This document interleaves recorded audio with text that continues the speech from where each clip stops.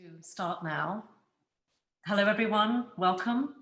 My name is Elizabeth East. I am a director of LOUVER Gallery and also co-curator of our current exhibition called 45 at 45, which is a celebration of the gallery's 45 years and with 45 artists. And of course, we are at 45 North Venice Boulevard. So this afternoon, I am delighted to welcome two of those artists who live here in Los Angeles and who have kindly agreed to talk about their work, Sarah Awad and Rebecca Campbell.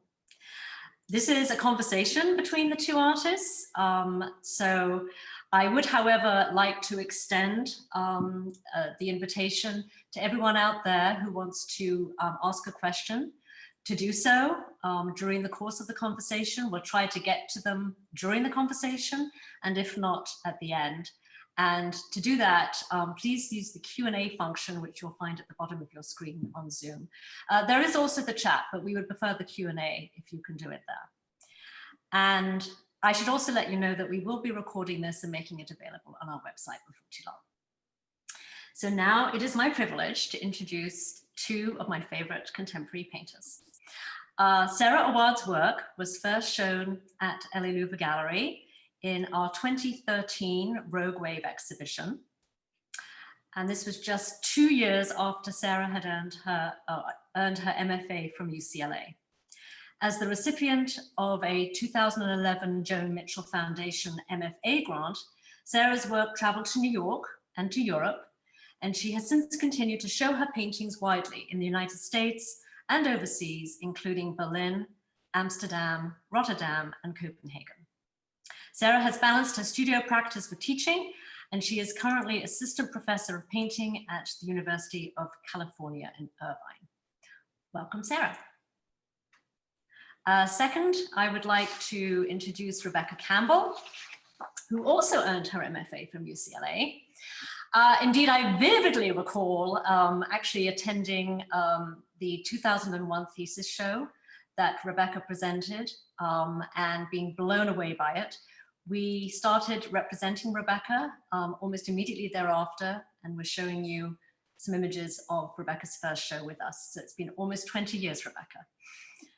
She has since shown her work extensively throughout the United States, including the Phoenix Art Museum, the Cornell Fine Arts Museum, and the American Academy of Arts and Letters.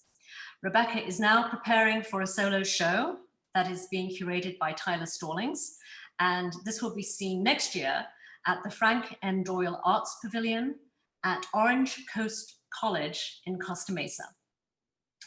Like Sarah, Rebecca also teaches. She has recently gained tenure and is the Associate Professor of Drawing and Painting at Cal State University in Fullerton. So welcome to you both, and thank you. Thank you to everyone out there who has signed on. I would like just to get things going by bringing everyone into the exhibition space that we have at the gallery and showing an installation shot of your work. First of all, Rebecca Campbell, who painted the painting that is front and central here. It's a work called Which Side Are You On? And Rebecca, I'd like, if you may, to talk about your work, and then we'll transfer to Sarah to talk about hers. Sure. Thanks for having me, and thanks everyone for coming. We appreciate it. This painting is part of the body of work that will be in the show at Costa Mesa. That whole body of work began actually quite some time ago in 2016, and it was all sort of a evolution after the election. So this work was quite political. It's still, all of my work generally begins as an autobiographical site, a sort of place, a story, something that happened or is important to me personally. And then generally speaking, ripples out from there into art history or world history, politics. And this particular piece was inspired by a number of things, but one of them being, I was watching an interview of a white supremacist whose last name was Martinez. And I was very confused at how that could be.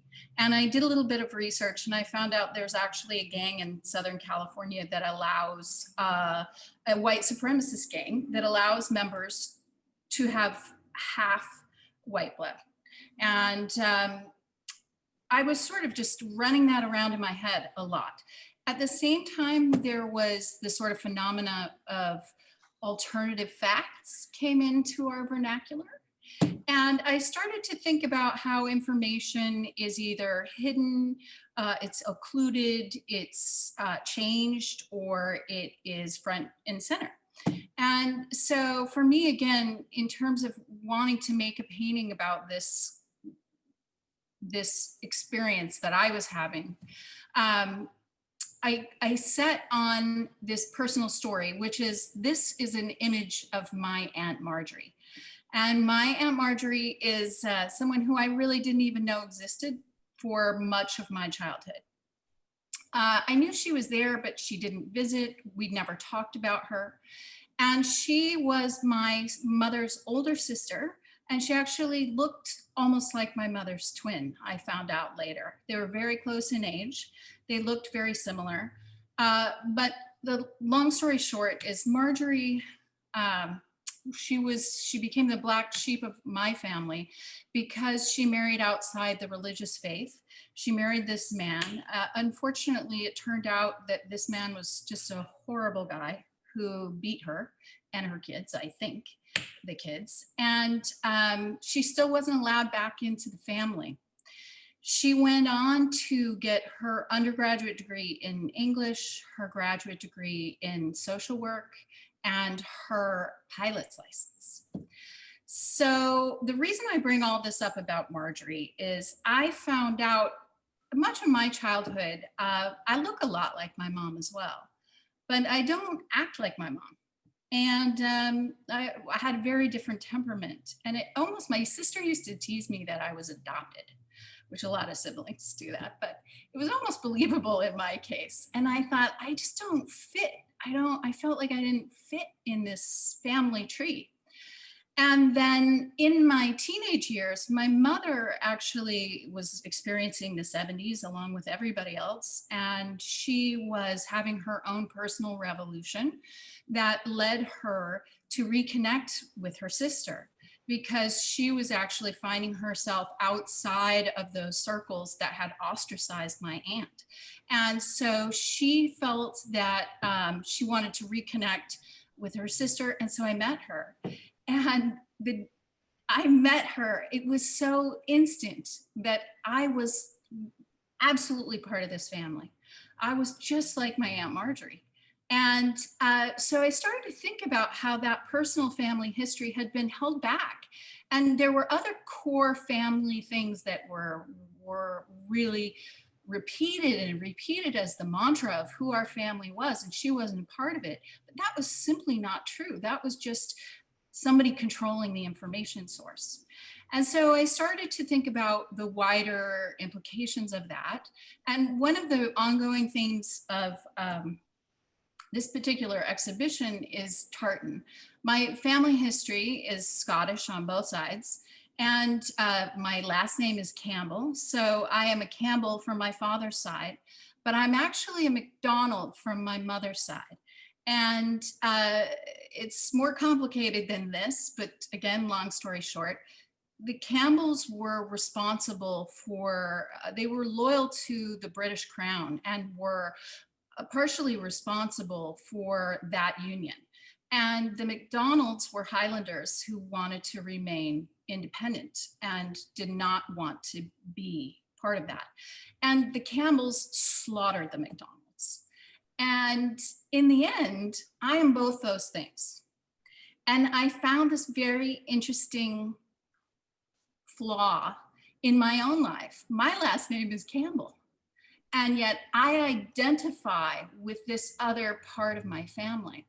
So I started to think about tartan in general and how so many of the paintings from this particular exhibition, it talks about how things, alternative facts, and how things change. And if you think of tartan as a fact, the original sort of use in my family history would have been one of family loyalty, of tradition, of identity. But then as it goes on, many of the other images from the show also have plaid of my family, but it changes its meaning. So in the 70s, my sister wears it and it becomes more of a like groovy kind of, it has a different symbol to it. And then in the 80s, my punk rock boyfriend with his mohawk wears it as a symbol of anarchy. It becomes the exact opposite of what it used to symbolize. So this idea of this slippery space between who we are, who we think we are, what information we have, and how things move forward and backwards. So the layering in this painting is a lot about that. It's about, if you can go back to the image where you see the whole painting, when you see the painting from afar, it looks as if the sky is from, actually, it's on top. But it's when you go up close, what happens is the plaid pushes forward, the tartan pushes forward.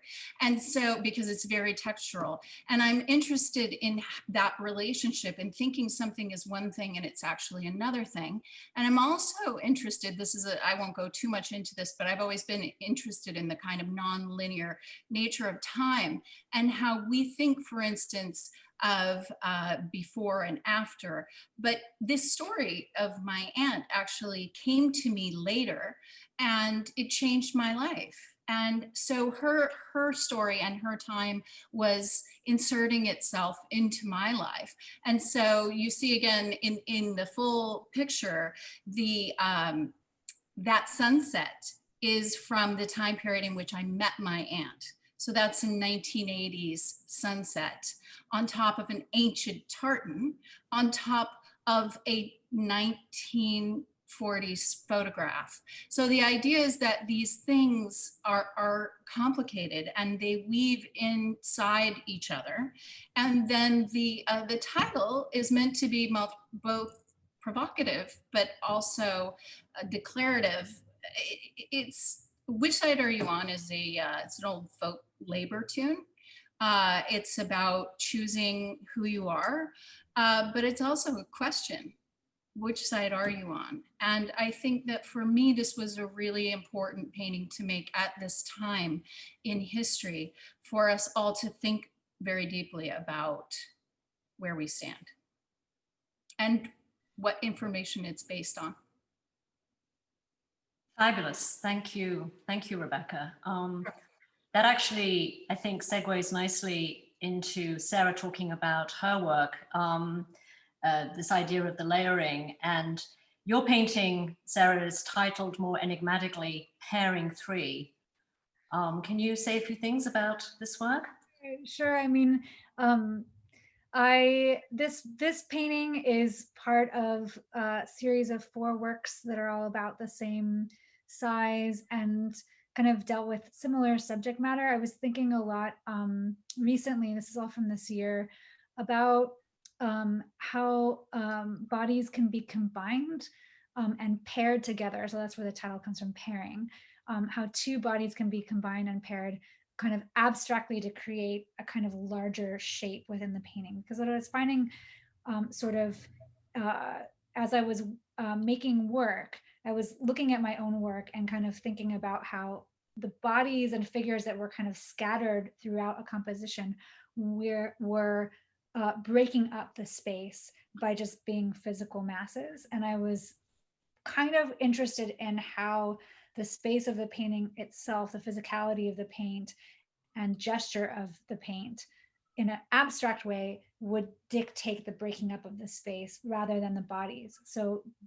So I was like, oh, let's try grouping these bodies together. That's kind of the premise for this series. So each painting has 2 bodies paired together, grouped together, so that they're kind of in a linked shape. And then often kind of tying in a third figure, sort of smaller in the distance, kind of relating to that. I don't have a lot to say about subject, although I do think about it a lot. I've like one big question in my work is always, why are there figures? Because so much of my concerns are abstract concerns. I think that like recently it's allowed for me to really explore not narrative as much as figure ground relationships, just in the like generally in the painting. I start a lot with building up color relationships and sort of fields of color, and let that sort of initial stage of the painting kind of dictate where the painting goes, and inserting figurative elements into that abstract color space allows for interesting relationships. Yeah, this is a shot from my studio of kind of how the paintings begin. I think of them like less as landscapes and more as like kind of fields of color, and thinking about how the shapes can break up the space. And it's very intuitive. It's almost actually, if the painting looks really good from the beginning, I know it's going to be a disaster. But if the painting is really bad, then I feel like I have like a fighting chance, because I have something to react against. I think I'm really interested in how a painting can be a reactive experience, where I'm kind of like responding to what I'm doing in the moment, and so as opposed to understanding it all clearly from the beginning. For me, those are like the magical moments in the painting. So yeah, So it sounds very much like it's a process of discovery, that it sort of reveals itself as you're working on it. Yeah, and I feel like in some ways it's like sort of detrimental, in that I have this like thing in me that just refuses to solve the painting the same way every time. So if I kind of have understood something about the work, then I don't really have any interest in repeating it, and therefore sometimes I have trouble with like finding continuity, because I just can kind of continue to rebel against what I already know. But if I do think that I think a lot about, because I don't actually find myself to be a very good figure painter. And so I'm less interested in trying to render a figure and more interested in the way paint is occurring on the canvas with shape, and that layering that Rebecca was talking about, that push and pull where things can occur behind but then come forward visually, or vice versa, is like really, really important for the structure of the painting for me. And that the figure allows for that to happen, but it's not, it's almost like I'm trying not to paint the figure somehow in the work. The way you use the figure, I think the symbol of the figure is important, because we have certain expectations of it that you then start to subvert. So I mean, like Picabia, the way you are sort of there's the figure, but the ground often invades the figure in an interesting way that is, but you need the figure there for us to know that the invasion took place. Exactly. I also think that abstraction, for me, it's not as much a part of that particular painting, but it runs through my work, is that it will set you free. There's always, for me, there's a lot of, I mean, I'm super A-type, so there's a lot of narrative, there's a lot of planning, there's a lot of conceptual architecture behind everything, but I never wanted to end there. And so the paint itself, for me, is the reason.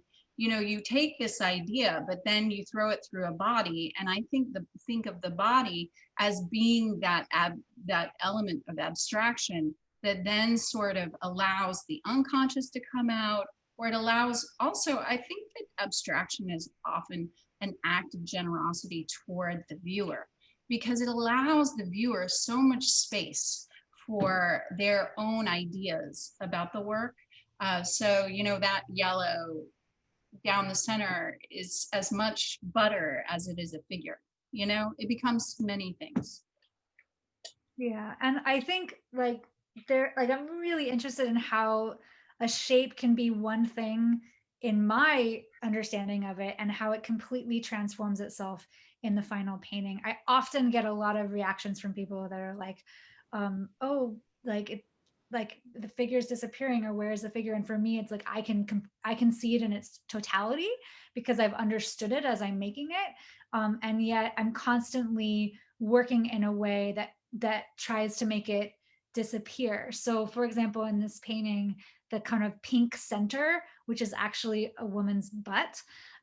You can't tell that at all because I probably painted it 10 times, and every time I kind of like brought, like you said, let the ground invade that territory and really kind of have a kind of confusing sense of space. And I was very interested in the relationship between that pink and that black, much more so than trying to render an anatomical form. I don't know if you'll agree with this. In fact, it might be contrary to what your intentions are, but I would say that that is narrative, or that is, I mean, you can't put ground inside a body without saying something. You know what I mean? When you let the ground flow into a body, it becomes a conversation for me about porous surfaces and how we are in the world. And I don't know if that's a kind of conscious part of your practice, but I think it becomes, I mean, it's quite alarming in a way. You know what I mean? We naturally want to keep all our edges together. So when you do that, it's not a sort of linear story, but it is a kind of narrative content of relationships. I mean, I think it's impossible to use the figure. I don't think you can get away with saying you're not making narrative paintings. I think you use the figure and you bring all the history with it. You bring art history, and you're also, these are women, you know what I mean? They're naked ladies. So I think like that's part of this conversation, whether you choose it or not. And I find it a very interesting part of the conversation. Yeah, and for a long time, like if you trace back the work a few years, I was responding to other painters' work, particularly modernist painters' work, male modernist painters' work, who use the nude as a subject, and was sort of remaking those paintings or remaking or rethinking those compositions with my own sort of narrative guys. So I definitely have taken on like thought through that, like their own narrative and how it gets transformed. And I also have thought through why the figures are maybe like, why are they nude? I mean, I think I'm less interested in like that, like them, they like as a nude subject, but more the way that the body can operate on two different levels. So if they are like clothed, or if there's like, I have tried and thought through like what it would be to have a painting with men in it, and there's like something else that like locks it in. It doesn't allow for that flexibility or that openness for me. I don't know. That's what I found so far, but who knows what the next work, you never lock yourself in to one way of doing things. Yeah, I agree with you. I think for sure that the subject matter of the work is like what's happening in the process, and that figure ground relationship. These later works, I've sort of abandoned looking at art history as a particular like reference point, but it's still all kind of embedded in there, I think. Yeah. And can you, Rebecca, talk about art history and your reference to it and the influence of it in your work? Yeah, sure. I'm very interested in art history, but I'm also, you know, at UCLA, we both went there. It was, there was a wonderful class on Roland Barthes, and we did a lot of reading, and I was incredibly naive when I got there, and I had no experience with it. And so I had no idea what the read was in terms of the general understanding of it. But I'm not stupid, and I read it and read it and read it and read it again.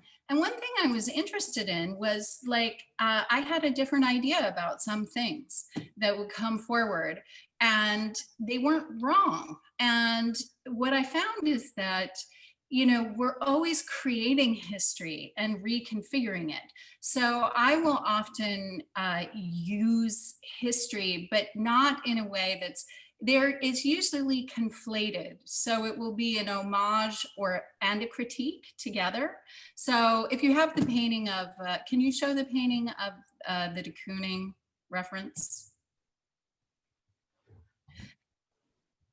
There's art history in all of these, but that's the odalisque. The de Kooning one is the bride. That's all.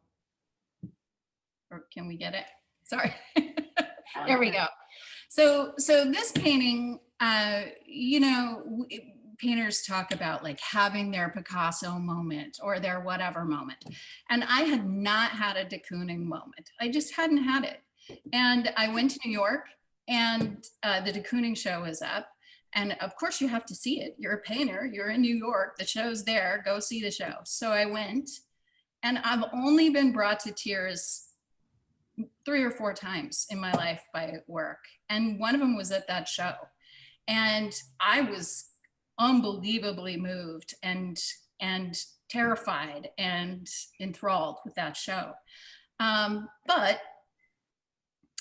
you know, there's been a lot of writing about the kind of violence and misogyny that you could find in the women paintings, and a lot of criticism of that assertion. But I have to say, just personally, my personal experience standing in front of those, first of all, as a painter, I was transported. I was absolutely they're magical paintings. As a woman, I saw boobs and eyes and mouths. And I saw the reduction of human beings into, it looked like somebody who wasn't looking at themselves, you know? And so I had this very conflicted history with it. And so in this particular painting, you know, and this has been a constant through my entire artistic life. I have an attraction repulsion. I have a mixed relationship with the sort of machismo of art history because I fall right in that pedigree. That is my work. I find those are my true loves, you know. And yet I've told this story to you, I think, Elizabeth, before, but like my undergraduate sculpture teacher who adored me took me aside one day in his office and sort of shook me by the shoulders and said, "You are too good to be looking at female artists." So it was a compliment, and it was an invitation into the club. But the first rule of the club was that I had to give up this other identity of being a woman. So I wanted to make a painting that doesn't land on either of those things, because this painting, if you can show the detail, I think you can see a little bit more of the painting, but it was so fun to make. And it was an amazing experience to try and, can you go back to the detail? Sorry. It was wonderful as a kind of formal, like love affair. But at the same time, so the particular image, again, it's a personal image. It's an image of my sister and my ex-brother-in-law. And he was a narcissist. And he was super handsome. And my mom, if she could have married us all to this man, she would have, because he was absolutely magically handsome and robust and outgoing. But he turned out to be a pyramid scheme shyster. And so this painting is about not only, it's about a mixed relationship with art history. And it's a love-hate affair. So in this painting in particular, it has this connotation, but art history is always pushing itself into almost every painting in different ways.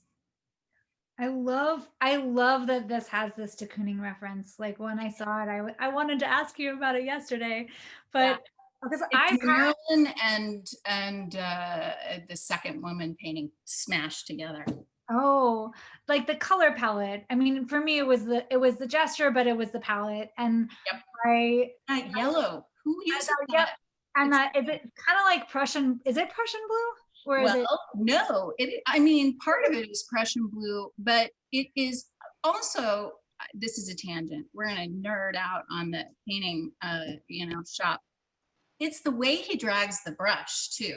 It changes the color and the way, when, this is a cliche, I tell this to my students all the time, but apparently attributed to de Kooning. He said, you never pass the brush more than 3 times. Because the first pass is clean paint. The second pass is the back side, which is also pretty clean paint. And the third paint relieves the clean paint from being so sparkly. But beyond that, you have mud. And so I found when I was trying to do this, I was having to push the brush backwards a lot and use brushes I don't use, because I use a lot of soft bristle brushes, and he was clearly using more hog natural fibers and stuff. But also the colors weren't even on my palette. I felt like he was using different paint than I was using, but there's a lot of cobalt in there. Oh, interesting. Which I don't use a lot of. I love that, because someone asked us, how do we keep the paint from getting muddy? And you just kind of answered it. Don't pass the brush too many times. 1, 2, 3, that's the rule. I'm stealing that from my beginning painting students. That's really good. But I've had my de Kooning moment. Like a couple years ago, I saw this particular work, his work that you're referencing, not the Maryland painting? No, the colors, like the abstract ones. And I remember seeing that show, and then also his, I think it's called Easter Morning or Easter Sunday at I think it's at the Met. It's like on permanent installation there. But that painting plus another show I saw on the same trip to New York, and I was just enthralled and immediately felt like I had this moment where I was kind of in between bodies of work, and I thought, de Kooning's the way forward for me. Like I just like had this like sense of like the way that he's dealing with abstraction, even though it's entirely different from my work and my process. I just felt like his engagement with abstraction, in particular figure ground relationships. That space is unbelievable. You'll appreciate this. So you studied with Don at UCLA, right? And I am not going to cry. I'm not going to cry. Don't cry. One of the very last conversations I had with Don was at LOUVER at an opening. And I was so proud of this painting. I had just finished it. And so I was like, Don, I want to show you this painting. And I talked to him a little bit about it. And he just totally threw down about de Kooning. And he had all these amazing references. And he's like, you need to look at the landscape paintings and blah, blah, blah. It was so funny. And of course, I disagreed with him about 50% of what he said. But he was so like, Don Suggs, somebody just asked. And he was just so full of information and knowledge and appreciation. The great thing about Don is, you know, no matter how vehemently he was disagreeing with you about something, it was only because you were both right there with the amount of passion about it. I said this before, but he told me secretively at UCLA, he said, painting is righteous. And he said, and if you tell people I said that, I will deny it.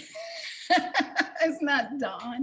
So sweet. So anyway, he was schooling me on de Kooning till the very end. Amazing. And actually, Rebecca, it's his landscape paintings. It's that body of work, those landscape paintings. I think there's something, I mean, they're called landscape paintings. They're not landscape paintings, right? But just, I can't articulate with language what it is that he's doing. I would have to spend like a decade studying them to really understand how they're going to influence my work. But if the artist before that actually, and thank God, not a man, Helen Frankenthaler, she was the one who sort of opened the door for me to like a big shift in my work before de Kooning, I think. Hey, speaking of that, do you ever paint things on the floor like she does? Or Absolutely, yeah. So the first, there we go.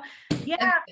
So the beginning, I actually made a shift materially, maybe 5 or 6 years ago, to working with like watercolors and dispersions and vinyl mediums as like my first pass of the paint, multiple passes. Like the painting begins that way, and then I build up with oil after that, primarily because I was concerned about fumes and all of the solvents off-gassing in my studio. But learning a new material like that fluidity and the potential for a kind of a water-based material to give a different kind of mark making, a different transparency, a different openness, a different edge. And I actually, the first time I tried it, I was working on the wall because that's how I was always taught to work. And then realized there's just no way. Like part of this is that they can puddle and pool and it has to dry flat.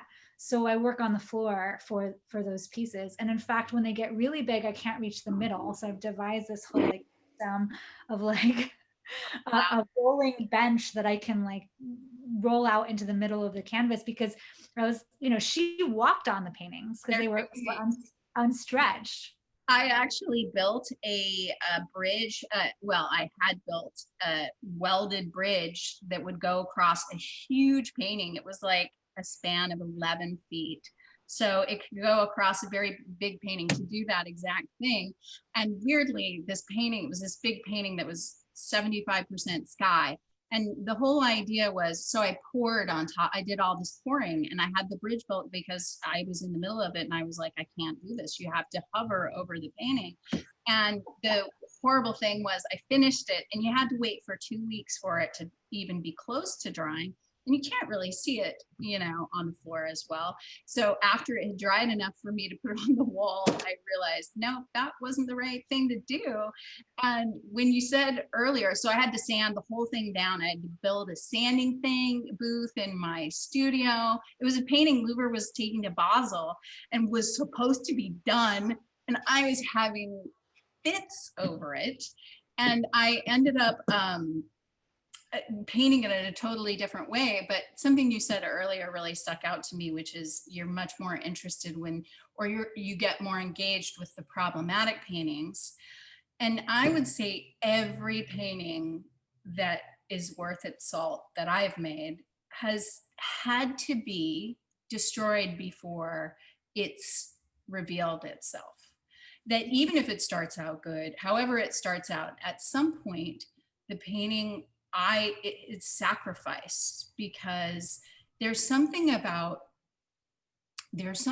saving a painting that really brings a kind of complexity and depth that you can't get if it just shoots out the brush. Yeah, no, I entirely agree. And you can see I'm very critical of my peers' work. Like when Rebecca, you and I, we go to shows and we see other artists and like painters, I'm very critical of the work when I can just tell that came really easily. Like that artist knew how to make that thing and they made it. And I'm just like, okay, cool, see ya. And I just walk away. It's the paintings where there's this struggle that is visible.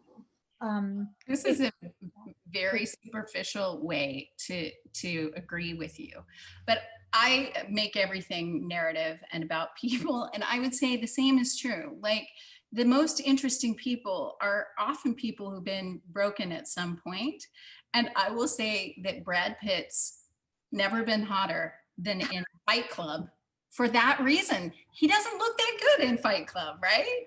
Like he has scrubby skin and there's something kind of off about him. I would just say that as human beings, we get great because we see ourselves in that, you know what I mean? And we see a kind of like an imperfection that's actually the entry point into a lot of meaningful things, is that broken place.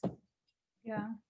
And actually, if you show this slide, it's like the painting that was at Night Gallery this fall, the newer one. It's like has orange in it. It's like the best way I can describe it. Oh, there, now we're just going through all the images. Keep going. It's a horizontal painting. This one, yeah. This one actually is a reclaimed painting, Rebecca. This painting was a failed painting from a year ago, and it was vertical, and it had like 5 figures in it. And there was one small corner of the painting that I really liked because of its color, but everything else on the painting was just like terrible. Like I just couldn't believe I had made a painting so bad. And I had kept it in, sort of like put it away and kept it in storage. And I pulled it out this year and flipped it and sanded it down, which I have not done before in that particular way. And try to get, the surface back to something like workable. And it was the first time that I had recently worked in this way of kind of trying to really truly reclaim a painting that was not working. And there's something so exciting for me about the way that this painting occurred because of that. Like it just totally surprising. It forced me to work with composition in a whole new way, because normally I kind of work out a composition, the figurative composition I work out in advance of the painting, or I kind of have a general idea of where the bodies are going to go. And because I was starting sort of in a different way, it forced me to respond with the figures in an entirely different way. And I kind of worked at scale. Like I started taping newsprint to the canvas and drawing on the newsprint, like where figures were going to go. And then I would pull them down and start working in the figure. And it was entirely contingent on how the color and space was operating in this new world. So I got really excited by that, and it allowed for a whole new textures and kind of making you discover things that you wouldn't normally do, like the red stripe in the middle of that body in the lower half of the painting. That's a leftover from the old painting, and then pulling that red back into another part of the painting. So this isn't as much about gesture, but if you show the painting of the big pile of girls, I think of that as being a very important factor also to narrative.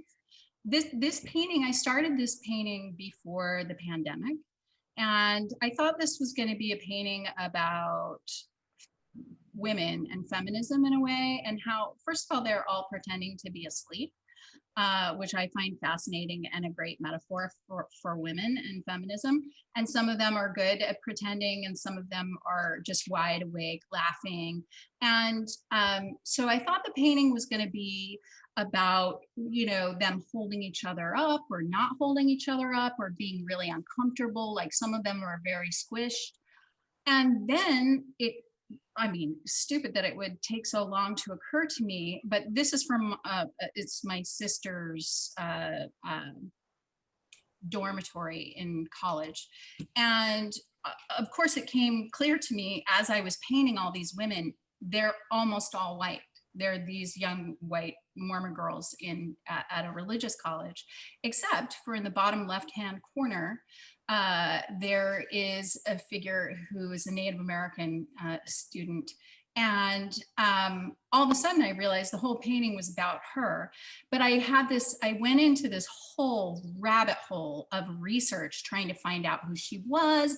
And I'm working with patterns. So I wanted to put up all this pattern, and it's too bad I don't have it, but I have multiple Photoshop documents of like crazy pattern all in the background, like patterns from the Ute tribe who used to have the land that the university is on now, and patterns from the Navajo tribe, which is the majority of students for that tribe. I was going to put that on her dress. And then what happened is through this long process of research and stuff, I think I found the girl, and I wanted to ask her permission. Like, is this correct? Is it the right pattern? And is it my place to paint this pattern? And I had painted the pattern in the background, the first coat, and in her dress. And then in the end, I was like, this is not my story to tell. It's not my story to tell. And my story to tell became, this is really a lot about abstraction. It became about the white dresses in the painting, and the kind of overwhelming, glaring quality that's both brilliant and beautiful and smothering. And I had to paint it all out. And it was more tied to that thing. And it's when you also have, goes without saying, but when you have 50 hours of labor into something, it's pretty tough to throw it away, to just be like, it's just not right. But in the end, that's what our job is. Yeah, absolutely. Sometimes you have to get rid of the thing that's holding the painting back, even if even if you think you painted it well or you enjoyed. I mean, painting something well is not the end goal of the What's painting. the end goal? I I'm don't curious. know what is the end goal, but I don't know if that's okay. Well, someone asked a question that made me think about maybe what the end goal is. Someone said, do you find the imperfections of a painting to be about exploration in the process or more about problem solving? And I realized that maybe when I'm working, I almost prefer if the painting gets made without me. Like, that seems really strange because I'm working really, really hard. Like, I'm definitely present. But the magical thing that happens when a painting just feels like, you know, like that magical moment when you can say the painting is finished and it feels right. It's not because of anything that I've done. And maybe the reason that I'm interested in the imperfections and kind of this clash of two different things that allows a problem solving aspect to come out is that I don't have a lot of control over those things. And I heard this really, heard an interview with Kevin Hart of all people talking about comedy, and they were talking about how a great comedian actually is able to facilitate the set of circumstances in which comedy can occur. As opposed to making comedy. They're just like actually really good at like making that set of circumstances. And I feel like that sometimes is how I have been approaching painting lately, like do everything in my power to make the set of circumstances in which painting can occur. I mean, obviously I'm there, but I don't know, maybe that's Yeah. No, I don't know. I mean, I asked that question sincerely because I'm not sure I mean, this pursuit is ridiculous, the pursuit of painting and art. so absurd. It's absurd what we do. It's also sublime, right? It is. I mean, the minute I finished that crazy painting that was 80% sky or whatever, I do this kind of OCD thing where sometimes on a big epic painting, I'll listen to the same album again and again and again and again if it sticks. And I didn't actually like Journey when Journey was Journey in the 80s, but somehow I stumbled onto it at this point when I was making this painting. And I listened to the greatest hits like over and over and over. And the last day of painting was so insane. There was talk about fumes. There were so many chemicals in the studio. And I had worked for like 11 hours straight. It was crazy, but it was one of those rapturous experiences where I collapsed in tears. When I knew it was done, I knew it was done. It was this very emotional thing. And for me, I mean, I think people hate this a lot in kind of institutional critique, the way I will personalize this. But I think paintings need to move people. I mean, that's what I would say. And everyone gets moved in different ways. But for me, because it is such a ridiculous pursuit, it doesn't save people or feed people or clothe people. I think it is a kind of, I mean, this is such a cheesy way to say it, but it's a spiritual job. It's a job of sort of somehow connecting with other people. And you may be connecting with them in terms of narrative. You may be connecting with them in terms of sort of space. I mean, space and light, that's everything, right? Like we can talk about space and light all day long, every day, and not get bored. And so I think every artist is going to do it. You find your own path to it. But I maybe have more lofty ideas about what I would hope a painting could do. I hope paintings can be the greatest paintings. I mean, it's very lofty. The greatest paintings are transcendent, and they help you transcend. They help your brain open and get bigger and understand. So if we're not feeding, we're not clothing, you're somehow making being here. You're giving some kind of frame to this experience of being a human. When it works, right? I have nothing, I don't know how to respond to that because that was so beautiful and lovely. As Don Sugg says, painting is righteous. Painting is, we should get Don Suggs t-shirts that say painting is Painting righteous. is righteous. Don Suggs. we might get shunned from the rest of the art world by people who are not painters. And he'll deny it. Yeah, and we will deny it, exactly. I mean, I agree. I think painting can be transcendent and transformative. I think it sounds incredibly egotistic to say that you want to bring some moment of elevation, but that's part of it, I think. And that's why I guess I was saying trying to create a set of circumstances that facilitates that happening, because I don't think that it's, at least in my experience, like I don't think I have the ability to go at that space directly. Like, that's why I approach it indirectly. It's like you kind of try to get in the back door somehow. Right. And that's why I've developed the process that I have of this kind of like these accidents to like get myself in the back door. I mean, the thing that we touched on Helen Frankenthaler, but the thing that like inspires me about her and her work is I'm never going to make a like work that is a Frankenthaler painting, but I feel like she's such a good abstractionist because she's working with both accident and intention, right? Like she's like using the accidental kind of mark making that happens with that material and how she's using it. It can do whatever it wants, but at the same time she's imposing her intention on it and constantly negotiating a relationship between those two things. And that's how I find a connection with her.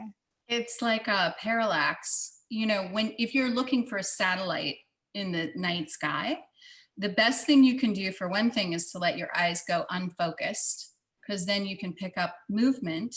But if you look directly at a satellite, you can't see it. You have to look just to the side of it, and then you can see it. I mean, isn't that a brilliant metaphor? Like, I love that. You have to be able to, and that's an interesting thing to just accept as a human being, that, and this to me is one of the most interesting things about Roland Barthes, is this idea of the punctum and the slippery and the thing in between. That's what we're talking about. All this space is this space that's not space, or it is the thing that's not there, or it's always eluding us. It's always the next painting. It's the last painting. It's the painting we never made. And that's a big topic. Hey, Elizabeth, we had talked about maybe talking about the pandemic. Do you want to talk about that before we run out of time? Just that little subject. I don't know if we want to, but I was just so enjoying it. I was just trying to stay out of the way. Let you continue on. But I mean, I do have a sort of a curious question, which is, how the pandemic, if the pandemic has directly influenced your work or indirectly influenced your work, and if so, how, and whether you've made some decisions as a result of it that will change the way you paint over the rest of your life. It's a big question. Yeah, I would say that my work has changed a little bit in that I just finished this body of work that will be in that show, and I had planned a new large body of work to finish by next fall. And I got in the studio, and making big, huge paintings felt very strange. It felt, this early on in the pandemic, I mean, we don't know what the future of the art world holds. And it just felt weird to make that kind of gesture, to use that kind of those resources, and that it felt like a more intuitive, reflective, quieter space. So I have been making in the studio, I mean, they're not tiny, but smaller paintings that are, this big. And then I have also been making, the reality of my life is I have 3 kids, and they are all out of school at home. And so my husband and I are splitting everything 50-50, which is still an enormous amount of work. And it means I'm home 2.5 days a week. And I didn't want those to be lost days. So I started making these little paintings that were just kind of little meditations. They are lovely to make because you look at a thing and paint a thing. But they also felt like a way to ground me because it's been so crazy. The level of stress, and I had a burst appendix twice during this time period. So my level of interface with the medical world and just, I mean, everything, the election, it's been so stressful. So being able to just focus on a flower or a glass of whiskey or a bowl of lemons, they were all things that were actually happening in my life. The whiskey definitely happening, but also the lemons. I have this lemon tree, and for the first time, I mean, I, like a lot of people, have come into this new hippie mode of my life where I've got a big garden, and you know, the lemon tree needed to be harvested, so I had to figure out what to do with, like, you know, 100 pounds of lemons. It wasn't that many, but what I did with them is I painted them, and it was so it's been good for me. It's a nice kind of shift in terms of the studio. And I don't know what it will do for what's going forward, but the paintings, the other paintings that I'm doing in the studio that are not from life, that are my kids, I'm also not going to cry at this point. I just, God, they're going, what the children out in the world right now are enduring is not cool.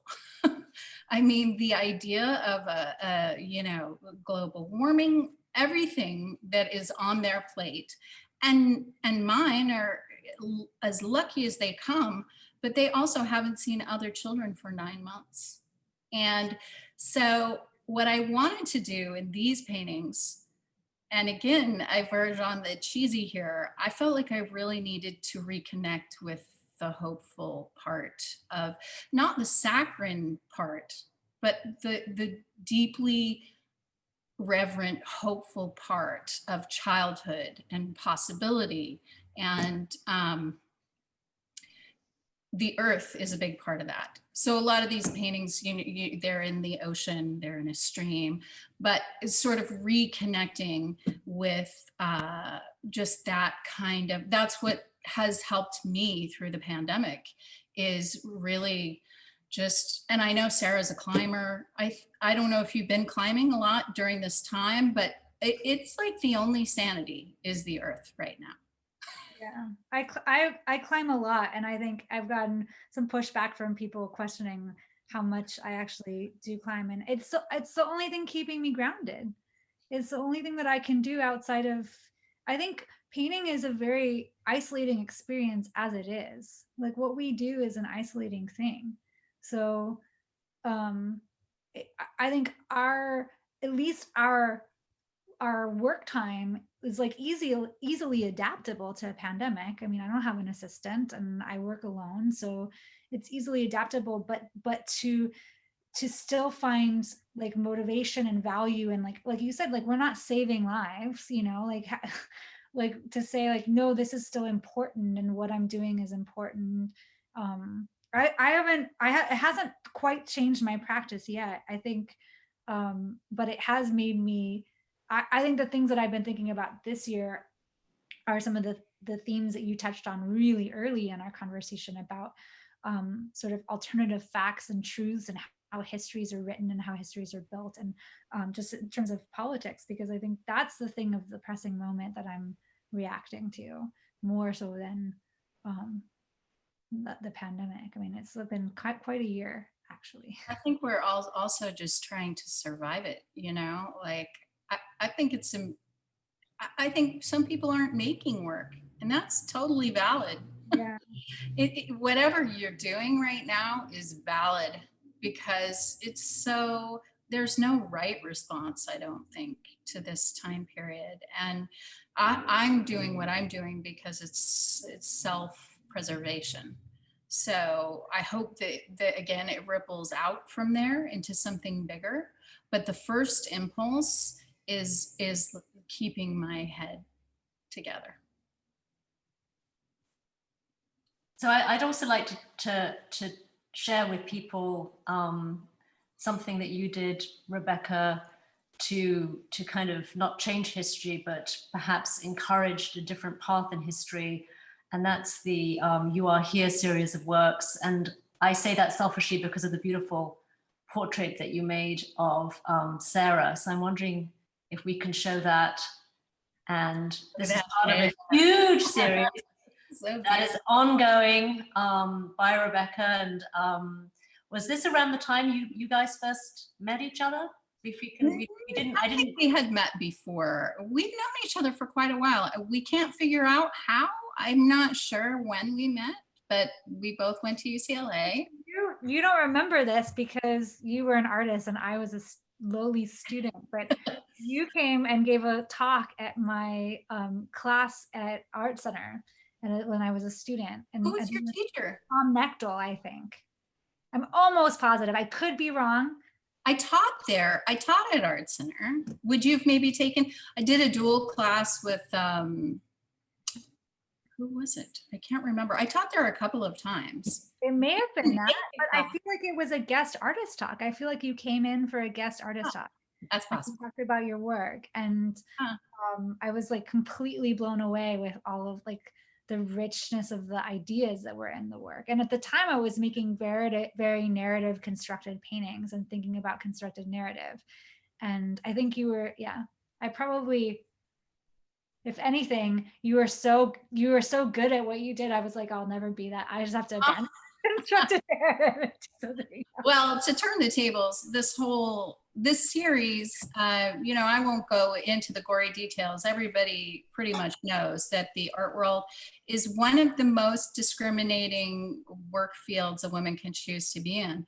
The representation, the amount of money women get for their work, being in collections. I mean, it's just, the numbers are terrible. And so I'm just surrounded by brilliant women artists. I have a beautiful life full of brilliant, talented, hardworking, innovative, just all the good adjectives. And I felt like, again, I'm an artist, so I can't practically like go past legislation or whatever. I wrote postcards, I can do some political action, but I'm not that influential that way. But I am a painter, so I took it very literally. And I made this project in which I'm trying to paint every female artist I know. I am actively trying to, it's interesting, it's brought up a lot of personal questions for me too.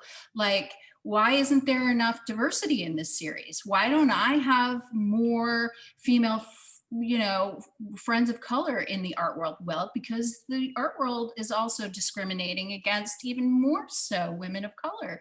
And I'm part of that art world. And so making this project has really helped me think about myself and what I'm doing and how representation happens. But everyone in the series there's no one in the series that makes work like I do. They're very different, but everyone in this series makes brilliant work. They all make something that I think it needs to be recorded and needs to be seen and heard. And so it's been a real privilege to do.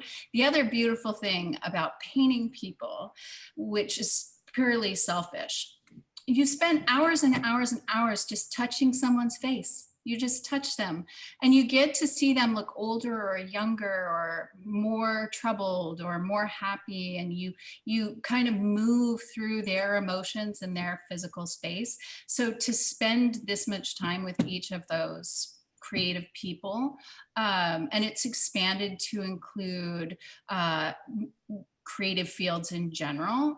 There are writers, there are dancers, and it's just such an incredible privilege because I think about them the whole time I'm making these paintings. Thank you. We've had a couple of questions regarding process, about the importance of drawing, which you touched upon. We do have a couple of images that reference that, and also photography. So I think drawing with Sarah, and we have an image of one of Rebecca's painting and the source material there. Would either of you like to talk about those more technical aspects of your work? I've got the image up. This is an example of what I was talking about taking an old painting and reclaiming it and sanding it down and sort of pasting newsprint on top and trying to work up some figures, which, like, I don't consider myself a very good draftsperson, which is why I try not to draw very much, but drawing definitely informs my work. Absolutely. It's almost like I can't paint without some kind of structure to kind of move through the painting. And so that's where the drawing comes in. But in these particular paintings, I'm kind of drawing at scale. So it's the only reason it's newsprint is because I don't have a roll of butcher paper, but it just like to draw big and to draw with gesture. So that's my process really is, in almost every painting, there's a collision of a couple of two or more things happening. There's like the initial stages of the painting, which are largely like sort of landscape color field-esque things. And then there's this insertion of figurative elements. And it's about the relationship of the two things. But that initial stage, like, is multiple passes. It's not just like one passive paint. It's not, I don't consider it like an underpainting or a preparatory painting. It's actually the beginning of the painting. And like I said before, the more it gets messed up, the better off the painting becomes. The layering, transparency, and opaque, and different kinds of marks, and then kind of bringing the figure into that. Thank you. We have some wonderful images as well of Rebecca's, both the drawing aspect and the drawings. Well, yeah, there is drawing. I was just going to say I'm a terrible draftsman. I mean, drawing, I'll say this, it's hard for me. Drawing is hard.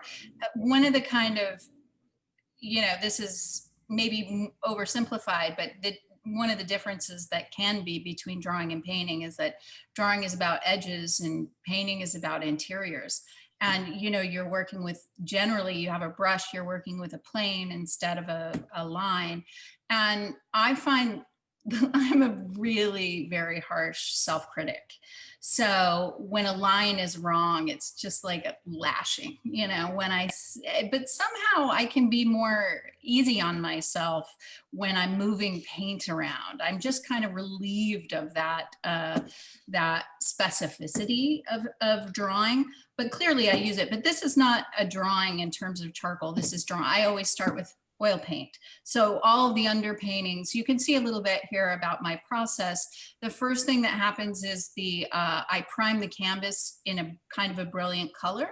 So that color I found, because I am definitely kind of referring to a sometimes very traditional part of the painting world. It's figurative painting and it's realist figurative painting.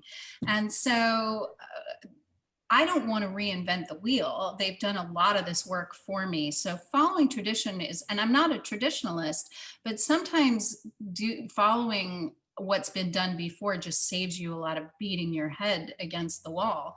And so one of the great things about traditional painting is glazing, but I find glazing to be extremely heavy and off-putting. I think that glazing, but it does this thing where, technically what happens is the light travels through, like glass, it travels through the paint and bounces off the surface and comes out. So you get a depth to it. And I like the idea of depth, but I didn't like the kind of cloying feeling. So I've figured out that if you make this very brilliant ground underneath and you use the other colors on top, it's essentially like the color, you still get color coming through, but it hasn't been laid on the top. So anyway, that's how I start. And then I paint with oil. draw, I do a sketch with that. And then I generally speaking, a lot of paintings reach a level of finish and resolve that would be considered finished. And then I break them apart. So the abstraction for me often comes, it's like, you know, my studio is very tidy. There's no Francis Bacon situation here, but that's not, the Francis Bacon situation is here, right? So for me, when my studio is neat and I'm not searching for things or whatever, it allows me to be very brave on the surface of the painting. And I find that sometimes that happens in terms of just working everything out. So it all is working visually and I feel good about whatever to a certain extent. Then I feel brave enough to sort of mess with it and poke at it and undo it because there's this infrastructure that allows me to play on top of it. So you see that in this process here. It's like I went in with the big brushwork and then the field and then the details and then the other stuff comes on top now. But this is just one painting. This one didn't get undone as much as some of the others. Some of the others have, like the epic sky painting, it was painted in like 4 completely different styles. I had spray bottles that I was using. I was using an angled kitchen broom at one point and a turkey baster. So yeah. Whatever it takes. Would you like to add anything, Sarah? Yeah, I was going to say this sky that you did in this painting is kind of magical because for me, I on the you know, I've seen it in person, but on the screen, I read it as sky. And then if you sort of do the thing that you do when you look at art in person, you kind of zoom in a little bit and you start to see, no, it's actually paint. And it sort of like feels like dripping, melting paint. And that thing of like, is it on top? Is it behind? What came first? That's, for me, that's like the juicy part of the painting. That's so exciting. Yeah. One of the things about this painting that's unrelated to what you just said, but I forgot to mention, is those weird marks. I don't know if people will instantly recognize them, but I think people who use Photoshop may recognize it, which is it's an eraser tool. It's the mark of an eraser tool. So I just plopped that on top and then erased back to the plaid. And one of the reasons I was interested in that is in all of these works, there's references to the photography. You had mentioned photography, Elizabeth, that I'm also trying to talk about time by talking about the technologies that influence the way we understand information. And I include oil paint in that technology category. So painters were really responsible for recording history for a long time. And now we look at things like, you know, photography or Photoshop or whatever. For a long time, of course, there were all through the 90s, the critique of photography as being as fictive as painting. Those are all very interesting to me. But I am more interested in the kind of personal stuff of how we absorb the formal stuff, like the shapes of our time, like that Photoshop shape, that eraser tool. And I had the funny conversation with a student last year who I was teaching pastel, and I was teaching them how to blend the pastel. And they were like, this is just like the blender tool. And I was like, you know what? The blender tool is just like this. This came first, actually. So it was pretty interesting. But thinking about how those tools and how shape our understanding of the world, like something being round and crisp, weirdly translates into our lives right now. You know, the fact that we're having this conversation on Zoom. Zoom is a part of our life now. These are our tools. These are our colors, our light. Like we are, I love looking at Van Gogh's paintings in terms of the paintings that were painted in the dark and in the light in France and in Britain, that there are these things that we identify that we actually don't fully understand until we're outside of them. So I think looking back on this time right now is going to be very interesting because so much of our experience is directed at this box. I have a question for you, Rebecca, actually about your use of photography, because sometimes you use found photography from personal, like family history and archives, like this one. And then the last painting that was just shown of your son, that looks to me like it was like you took the photograph. Yeah, I stage a lot of stuff. This whole body of work actually is very similar to the first body of work I made for LOUVER, for the first show at LOUVER, in that they are, well, that show was a little different in that it was based on memories that were then sort of restaged, or not exactly restaged, but they were allegorically reconfigured. So you can't really tell, but there's a painting there of a little girl catching a spider, a big tarantula in a jar. And there was a tarantula there at some point in my childhood that we tried to catch with a jar, but it was a new girl, and it was a daughter of a friend of mine at my parents' house. And the wonderful thing, particularly about this show, is that often things would shift. There's a painting later than this that I wanted to make. One of my favorite works of art is the Pietà. And I wanted to see if I wanted to make a stab at that.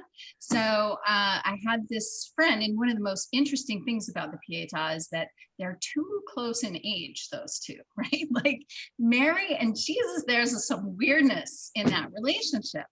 And I happened to have this friend who she had this son very, very early. She was like 16 or 17 years old. So I invited them to be the models for the painting, and I wasn't exactly sure what I was going to do, but we were going to take these pictures at the park at Kennethon, and they showed up, and she's a stylist, and they showed up just like super hipster. Like they looked so good, and I was totally thrown back because I just wanted them to show up in jeans and a t-shirt or something like that. But weirdly, I incorporated it into the painting, and I made another small painting called Hot Jesus that went with that painting. That was her son, because really in the Pietà also Hot Jesus, like there's this weird stuff that actually then happened in real life, and there was this very interesting energy. And so I find, just like abstraction, that with photography, when I set things up, I like to set things up. I like to plan, and I'm very particular, but then in the moment, I'm very open to what happens around that. And I will sometimes just paint the photograph that happened before or after the photograph I actually wanted to take. I'll tell you one more thing that I think you'll like. Do you know Abby Warburg? No. He was this art historian who was kind of mad. He was institutionalized at one point, and his way out of the institution was to prove he was sane again by doing an exhibition. But one of his great life works was his library. And his library had this super complicated system, but you would go to look for the book that you wanted. And he had a certain system where the book you were actually meant to take was like 2 to the right of the book you wanted. It's like parallax again. That's beautiful philosophy for how to interact with the world and go through life. I love that. It's a good note, if I may, to say we should probably draw this to a close. But it's been really fascinating, and I think we could probably go on for many other conversations. And actually, I hope that both of you will come back, because I think certainly for me there were so many avenues we could have explored. But this was incredibly rich. Thank you very, very much indeed. To everyone out there, if you're in Los Angeles, Please make an appointment, come and visit us. You can see Sarah and Rebecca's work, not only what we have in the show, but additional works at LOUVER, and you can make an appointment on our website or by calling us. The show is up through January 16th. We will have many other activities virtually as well, so please follow us on social media and check in on our website. Also, I should let you both know that we will be including your work in a viewing room, which will launch on Friday. So reason enough for everyone to check our website on Friday again, please. And I think that's about it, except to say thank you all out there. Stay safe, stay well, paint, and wear a mask. And we're back. Hi, Sarah. Thank you so much. Take care.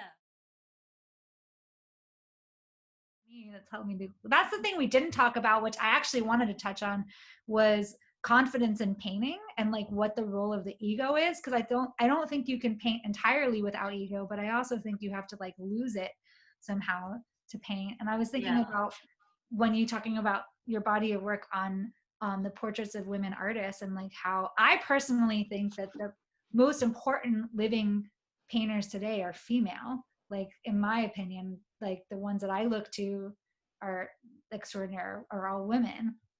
And I wonder about that relationship of like doubt and confidence in painting.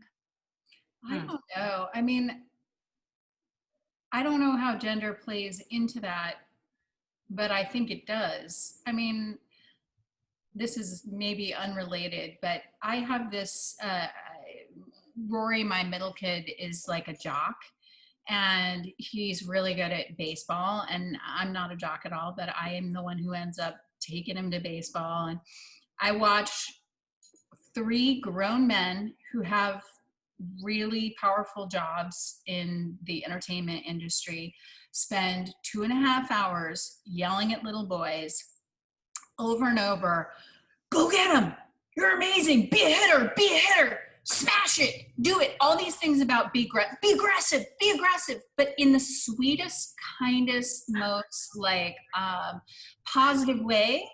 And I had never seen anything like that in my life before. And I was like, oh, this is the good side of that weird machismo, that he is being taught to, for one thing, run straight at an object that could smash your head in.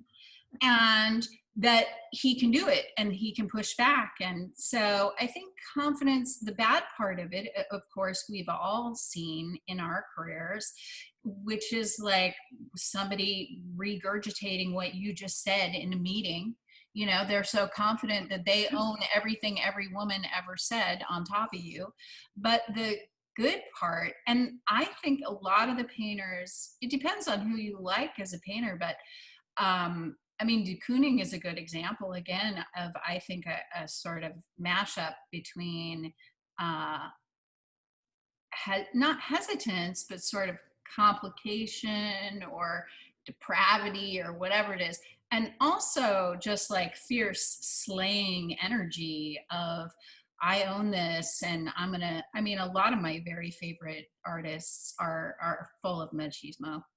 Yeah, that's where I feel like women painters and artists have sometimes like there's like a disconnect, because we do talk, like I often find myself in studio visits talking about things, like I talk with a lot more doubt than I should. I feel like I can bring more confidence to that dialogue space, and like owning the work and being like, this is what it's about, this is what I'm doing, as opposed to like, you can question it in your own head, you can question it while you're making it, that's like a good place to be, of that kind of complication. But then when you're sort of bringing it out into the world and sharing it with people, to like,